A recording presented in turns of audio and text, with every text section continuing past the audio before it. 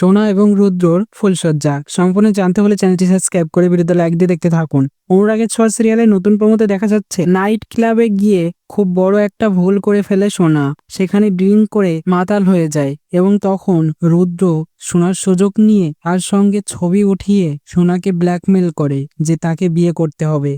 সোনা তখন রাজি হয়ে যায় একটাই কারণে, যে রূপা কৃষ্ণ তারাই আসলে দুজন দুজনকে ভালোবাসে। এইসব কিছু দেখে সে সহ্য না করতে পেরে বিয়েটা করে নিয়ে বাড়ি ফিরে এবং ধুমধাম করে সানাই বাজায় এবং নাচতে থাকে। এসব কিছু একদমই সহ্য করে না দীপা, বিয়েটা মানে না কেউ। তারপরেও উর্মি এবং কাকিমা মিলে বরণ করে নেয়।